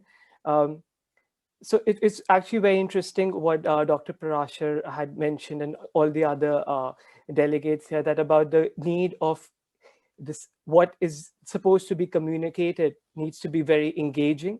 It should be interesting and not just heavy on facts, but it should also be something which is easily absorbable by who is listening to it. So this is something, this is the area which PAHUS and I am been working in as a filmmaker and through my organization, that how do we pick up these very complicated terms and make it, simplify it for the audiences betterment so that they can absorb it better and most importantly, execute it in their lives in the field of public health. So it was very interesting, this topic for this discussion, because this is something which is very interesting for me, because as a filmmaker, I try to explore cross-cultural similarities between India and different countries. So the film which you kindly introduced is also looking at how India has shared similarities with the UK and Far East, like how we have these similar thinkings. And so that's, I think, is also one of the opportunities we have as science communicators. It's about the areas of synergy. And I'll be happy to introduce that through my colleague, Uwe, who's also on board with the Public Health Film Festival. We have been exploring these areas of synergy with Vigyan Prasar. So Nimish was very kindly on board our last film festival. So, you know, and he had very interesting inputs coming from India. And especially, I think, as Indians, we have this whole idea of somewhere naturally being pioneers in fields, because I was so proud when I was attending this film festival in Hong Kong, and they spoke about how back then, only two filmmakers were very famous from Asia. One was Mr. Satyajit Ray, and one was Mr. Akira Kurosawa. And so, and when we talk about science communication, maybe this is not very pertinent, but say a film like E.T., which was made by Steven Spielberg, but the whole idea and everything came about by Mr. Satyajit Ray's concepts, and which is discussed so openly. So I think there's so many areas of synergy, and I'm personally very committed to it through my organization in India, where so Mr. Nimish is on board the whole PAHUS framework. We have other, like from Germany, There is one, Falling Walls Engage, which is very interested in setting up a setup in India and bringing together Vigyan Prasar, PAHUS, and Public Health Film Society in the UK, and have more dialogues about science engagement, and have more scientists come and speak directly with the audiences, something which is done with TED and other talks. So I think areas of synergy, exploring them, and the thing to connect is something, a good opportunity we have through, perhaps from all of us, we make that opportunity for this particular endeavor. And challenge, as lastly, it would be like, I was telling my team just before this, we had a meeting. I was like, let's not make it too complicated. Let's make it more simple. When all of us are coming together, let's try and make it more interesting. Like, and I quoted, if I may quote, Mr. Bill Gates said that, like, if you want to make, I always give a complicated work to somebody who's lazy, because then he'll find the simplest way to do it. So I telling them, we should, since you're communicators, we should find somebody who gets confused very easily. And then we tell him to communicate it, because he'll find the simplest way to communicate it. So, so finding those ways, so that it's just, the point is that we want our audience to understand it. So finding the right way to do it. And as many other panelists also commented about the balance, that it's because it's science, it's health. We have to get, we do not want to add to the miscommunication. We want to add to the right and credible information, so that keeping that balance of facts and fiction, and making it entertaining and interesting, so that people, don't go to Netflix and come to the Vigyan Prasar app or the Discovery app and, want to know more about science communication. So these are my little points, and thank you so much for this opportunity again. Thank you. Thank you, Mr. Kartik. But one thing I would like to ask you, you have been making documentaries on science, and now you are moving on to feature film, which is based on the mental health. So what was the biggest challenge in making this changeover? So, so my last films have always, to me, honestly, I like to simplify things. So for me, there was no challenge. My challenge was, how do I make it more interesting? And how is it that, so clarity of thought was something which needed some thinking. Was perhaps it's one challenge which all should, like, what is it that we want to communicate, or what is it are we trying to achieve through the mental health film? Are we trying to make this film just so that it's entertaining? Because what happens with films is, when they pick up sensitive topics, they want to, like, especially with mental health, they demonize it. That, the mental health becomes like, oh, this is not, sorry to say so, that, they are perhaps murderers, or they are like not normal, or you cannot, they are dangerous. So that's the myth we did not want to address. We actually wanted to show it as a strength, so that's the whole in the storyline, that, that how mental health actually becomes the strength of the character, so that people, the audience, when they watch it, and if they have any mental health issues, they think of it as, okay, why don't we, rather than thinking of it as a disadvantage, why don't we think of it as an advantage? So that's a challenge we need to not only talk about, but show from the film. Film with a message. Yes, film with a message. Thank you. Thank you so much for this presentation. We have two stalwarts now. One is Mr. Mahesh. He is based in Germany, and for more than three decades, he has been with the Deutsche Welle. And in 2020, their multimedia content DW, that is Deutsche Welle, in 30 languages, including some of the Indian languages. It exceeded 249 million weekly users. And I think that's a great achievement. He has been with the international media for many years, almost 80s, and he has keenly observed the process of European integration. Incidentally, I happened to be in Germany during 89 and 90. I was kind of watching this breaking of the Berlin Wall and so on. He's responsible for two TV magazines published in Hindi, Manthan and Eco India Hindi. Manthan is a science, technology, lifestyle magazine, and Eco India Hindi is an environmental magazine, which is solution-oriented. So I would invite Mahesh ji the seasoned veteran of the field, to please enlighten us. Thank you very much, Nautiyal ji, for inviting me on this panel. I'm honored to be on the panel with eminent and diverse personalities. It was really interesting to learn about their experiences. I have also to tell the story. I am not a filmmaker, I say I am a reporter. And my transition has been from political reporting to science reporting. We had radio earlier at the Deutsche Welle, so I was working with Deutsche Welle's Hindi program. And after we started doing TV magazine and video reports, I said that earlier we used to use our language to create a story, create a scene. And now scene is already there. We'll have to reduce the language so that the language can just support the visuals. And that has been a great challenge personally, learning to tell the story in a different way. I'll describe a little bit this process. We started around 2012. In 2012, we started this magazine. The preparations started a bit earlier. Why we started with Manthan?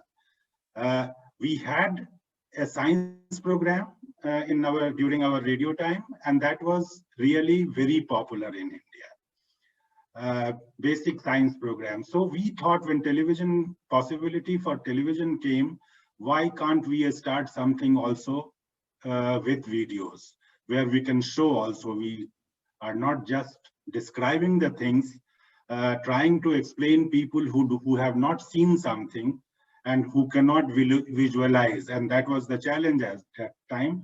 So take video. It was successful.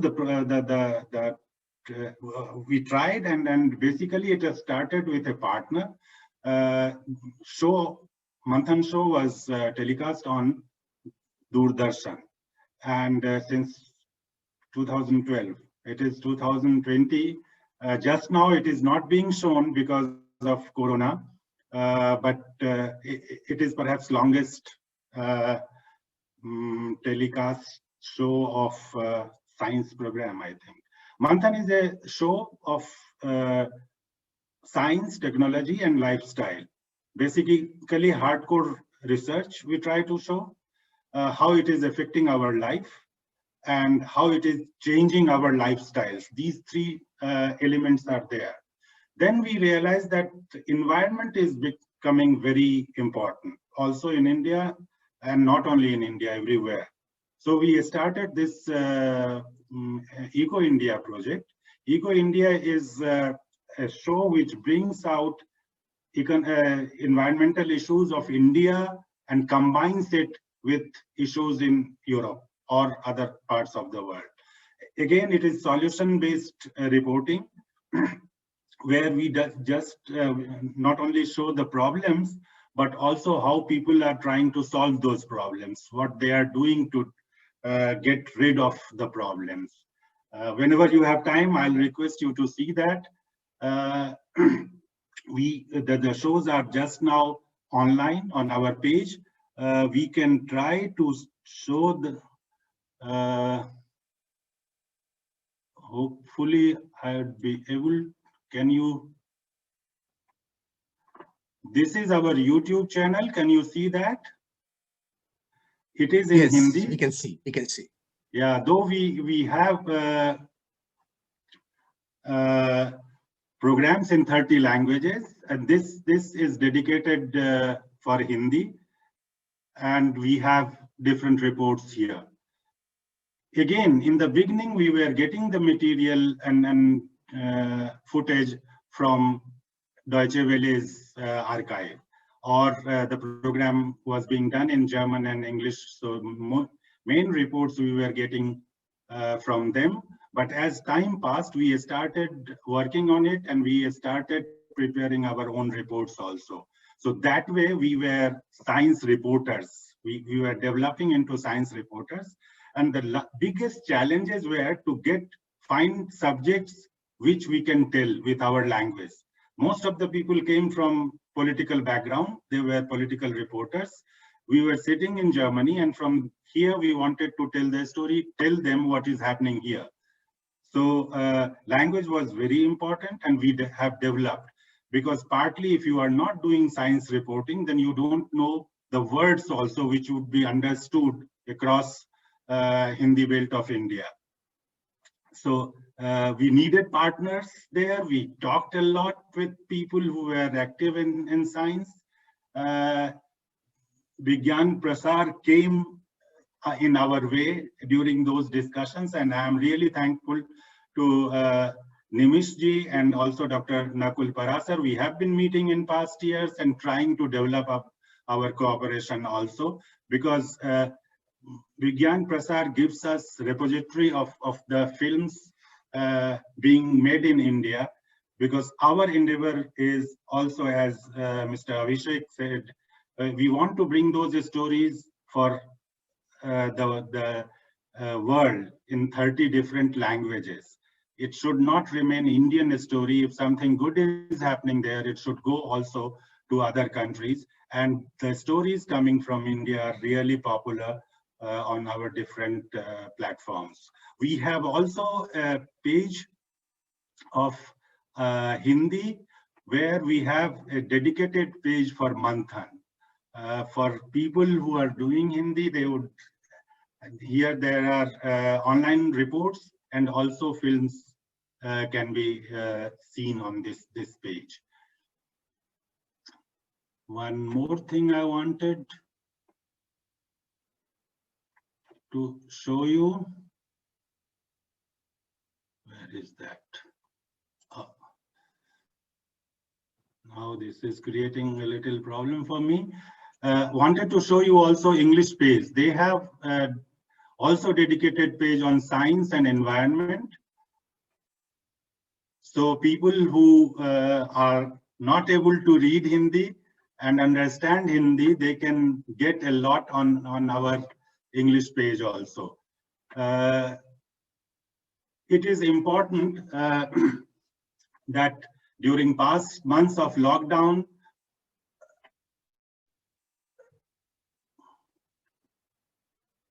our now how to go programs have become popular. Nautiyal ji said that 49 million people per week are touching us, and this has become possible also because of our reporting on COVID. People wanted to have information so that they can decide, and we have tried to give them as much as information possible. When leaders like presidents are not accepting that corona is a threat, and they are taking people with us, then it becomes very important that people are indecisive, they feel threatened, and they need information. We have done that, and it has helped us also. Other challenges has been for us when we make the program language. I talked about finding right subject, visualizing the theme whenever you are going out for to do your own report, getting relevant data, finding right interview partners. Andreas told us about the problem of scientific language and scientists telling the things in their own language which nobody understands. So for us, it was even more problematic. If you don't come from science background, then how to transport it in a different language. So good thing is that there are a lot of Indian researchers in Germany now. So they are able to give us not only contacts, they tell us about the research they are doing, or research being done in their universities, and give us also contact with their professors. Then it becomes easier to get contact and also to be able to tell the story. It is clear that people want to have more content on science, and we are doing this from here. trying to bring India and Germany also together in this regard, particularly the research being done together by scientists of India and Germany. And that will remain our endeavor in future also. Thank you. Thank you, Jasahab, for this beautiful representation of the work that you have been doing for the past 3 decades and more.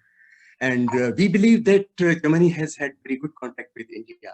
And this is good that for both the countries, people get to know each other better. Our next, as they say, last but not the least, one very, very important member of this panel is Ms. Brigitte Uttar Kornetzky. She's from Switzerland. I remember that way back in 1980, when I was visiting France, a Swiss gentleman asked me if it was true that elephants and lions roam the roads in India. Now we are bringing to you a veteran filmmaker, Ms. Brigitte Uttar Kornetzky, and she's going to talk about elephants. But I believe that she has made a beautiful film where the elephant sleeps. Now, she is an animal rights activist also, living in Switzerland, and her multifaceted personality with an extensive background in science, philosophy, photography, art, history, and music also. I am told that she is a very good singer too. And now she has put all this expertise in making films. One of her very famous films, as I said, was Where the Elephants Sleep. She's also ambassador for Captive Elephants India and founder and president of the charity organization Elefanten in North. She works as an independent filmmaker in the field of biodiversity and elephant conservation in India, and she's author of different magazines on wildlife protection and elephant care.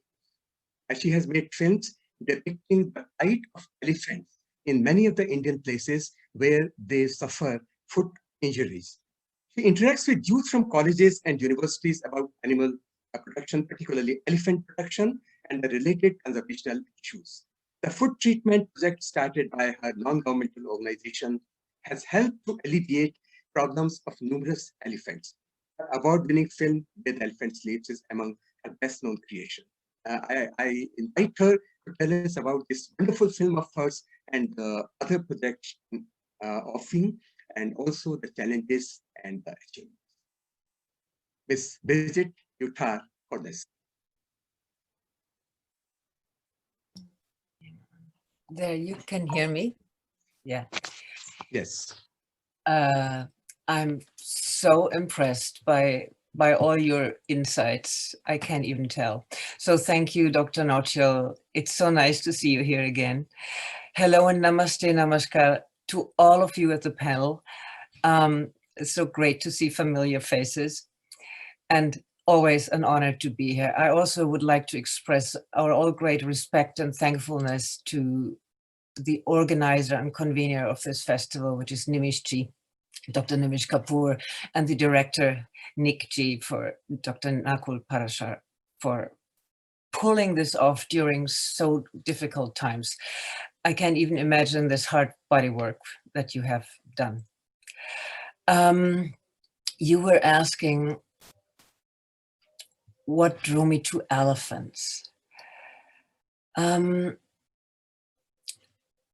See, the shortest distance between science and society is cinema. Films are a very powerful tool for science communication, and they can be used in different contexts. But one of the most needed is to bring the general public closer to scientific context. And there's no point of discussion. We all agree to that. The fact that scientists talk mostly among themselves with the knowledge seldomly leading to change matters should make us rethink how conservation should be practiced and community-based. Integrating indigenous knowledge to the same amount as scientific research. Science films should include more, in my understanding, more field research details, grassroots level perspective provides a realistic point of view to your work, to our all work.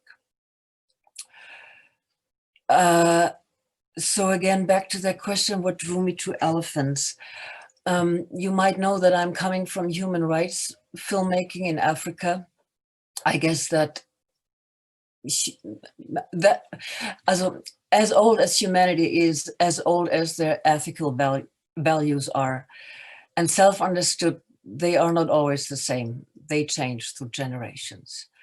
So mine simply switched from human rights to animal rights, especially to elephant rights in India. And there's, frankly, these two rights topics are just one footstep apart. And they have one thing in common, which is they are not to be heard and they share being voiceless. Asian elephant has been accorded highest protection by listing them in Schedule 1 of the Wildlife Protection Act 1972, as we all know. The Ministry of Environment and Forests is quite concerned about its protection, care and management. And it constituted an expert committee to study the status of these elephants in India. The committee submitted the report in 2004. However, the ministry has not received any feedback from any of the elephant states, and they are still facing the same issues. So every year, everything here is a big topic. The need for framing special rules and guidelines for management and care of captive elephants in Kerala, in Rajasthan. The need for improving training facility for mahouts and elephants. The need for improving working condition of mahout and elephants. The need for better veterinary care for captive elephants. The need for enforcing legal provisions, particularly for ownership and prevention of cruelty. And last but not least, the implementation of all. So it's a very complex matter. The biggest clash that you asked me for to answer is that I personally provoked and experienced was that the foot treatment you have mentioned on behalf of my organization for 103 elephants in Jaipur with the permission of the Forest Department. I had to write to the Ministry of Environment and Forest Climate Change, actually for 3 times, to finally receive the message from the Forest Department in Jaipur that the foot treatment, which was already given permission by the same department, in a sudden has changed and will not take place. This thing was big, and actually it did not hit the media because the media policies are very difficult, and I would like to hesitate for a moment to use the word corruption, to really in quotation marks and to a certain extent. They did not reply to that. They did not report on that. And they also did not report to the fact that the Animal Welfare Board of India has, according to my film release after 2016, came up with a 99 pages strong report on all these elephants, 111, I think it was those days, with 10 tested tuberculosis positive. Long story short, I have discovered with the 3 doctors, they're all, again, 10 are tuberculosis positive, and 9 of them are working with tourists on their backs, walking up Amer Fort. So now, that was the biggest clash. And you asked, why is this so difficult? Because I'm constantly making the spagat between, real grassroots level research, fundamentally work with the people, that see what's going on, and sometimes it's very difficult to find the access, no matter if it's a tropical rainforest, Dehing Patkai, which is supposed to be a national park right now, or Nambo Doigrong Valley wildlife sanctuary, which has illegally, the same like Doigrong wildlife, the same like Dehing Patkai, has given rights to mining, but under certain conditions, and the conditions were not granted by the people who did it, at least. So half of the park is almost mining, is coal mining. So this is all very, very difficult, and I make this again, this spagat between my organization, which is probably impersonated by my own person, and the filmmaking. So I'm constantly between these both, and it turned out that the forest department collaborated with the elephant owners to an extent that we can say the elephant owners dominated the forest department. And things like this, I could go on for endless. It is very complicated in India to, if you are on the point that you not just make a film and put it into festivals, that's self-understood, I'm not talking about this. If you really want to provoke the change, and I will talk about this tomorrow in the masterclass, because I think that's the most important thing, that we are not just, we are beautifully talking heads. Actually, you guys are 100 times better than I am. I'm not used to talk so much, but we need to implement what we talk and focus on that.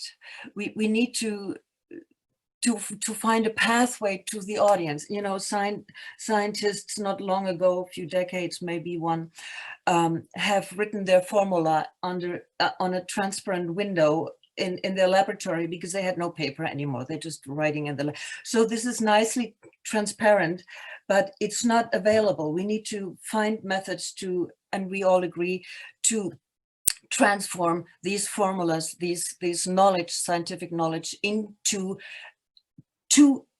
a point where, again, I think it was Akanksha who said that, make it interesting and passionate for school children to digest all this knowledge, all these messages.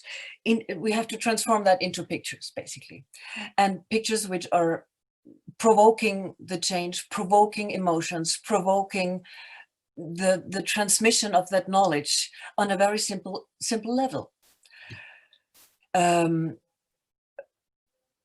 Back briefly to the elephants, we might run out of time.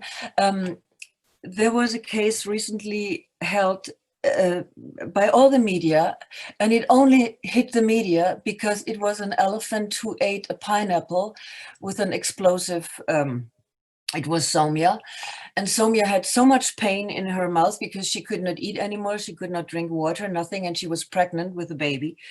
She went into the water to chill her pain, and there she's died standing up. Had she died fallen down in the water, it would not hit the media. A dead elephant standing up straight hit the media. So we took that moment to go again on all these matters in India regarding elephants. There are elephants which are recently electrocuted by Saging power lines in Assam. About 113 elephants have died of electrocution in Assam in the past 11 years. That makes 10 per year in average. Because the villagers are in the districts, they're putting up the electric fences to protect their crops. There are other methods to protect crops. So again, back to the more abstract level, we need to do our grassroots level work where these things on location are happening, and then make a film about it and put it back to the people to educate them in small versions. Mine are endlessly long, normally feature length, but small films to educate in schools, in universities. That's what I'm doing as well. So I can also encourage everybody to do that. I think is that already is that good for to get an input of how complicated that is between elephants and humans? I think that's, yeah. Thank you so much for having me here. Thank you so much for this wonderful presentation. And the empathy and the sympathy for the animals is something which I think is very much desired. During this course of this 2-hour session, we have discussed many things. We have talked about how important it is for the doctors to talk to public, how important is the issue of ethics, how important it is to make films on the diversity in nature so that people contribute to saving this world, how important it is to make documentaries on science or even on the lives of scientists so that children who watch them are inspired to become scientists. All these things, and also that the visual content when added to the words or text, as was tried in Germany, can make it much more attractive and the reach can be increased tremendously. So thank you very much for this wonderful session. And this comes as a part of India International Science Festival, which is here in its 6th edition. The first time it was held was in the Indian Institute of Technology, Delhi. Then it moved on to National Physical Laboratory, Delhi. Then it came to Chennai, then to Lucknow, then to Kolkata. And now this time we have gone much higher on the virtual world.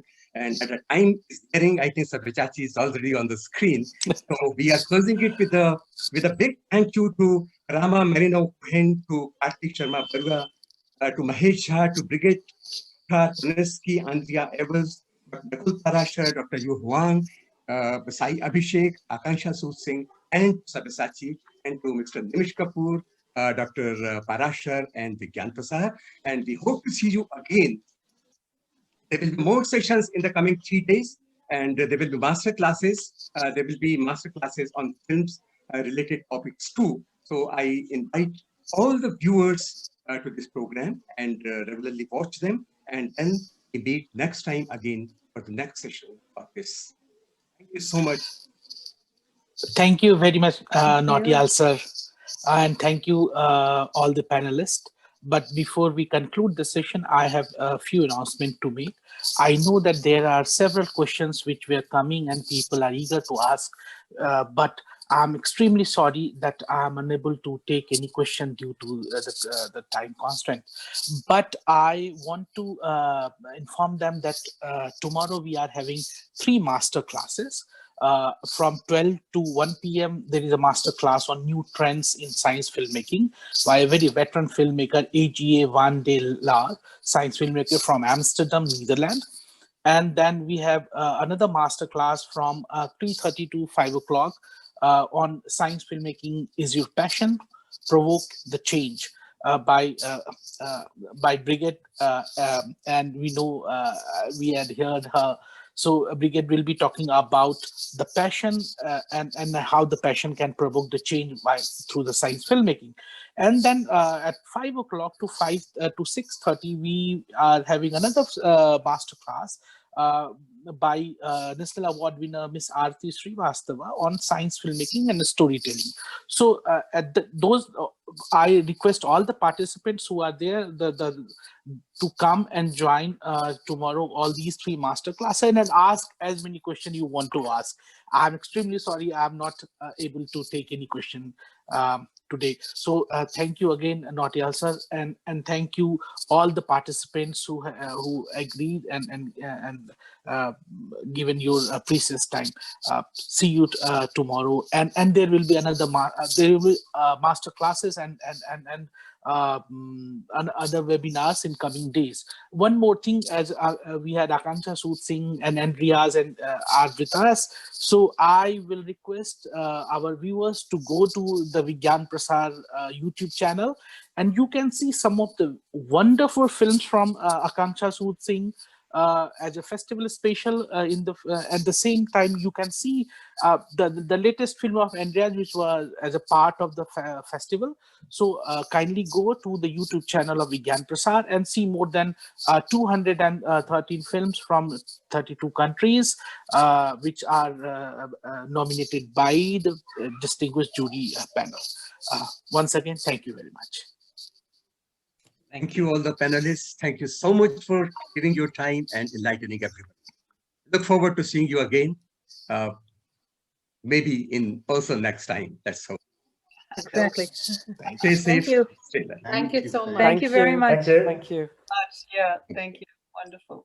Take care. Bye. Bye. Hey.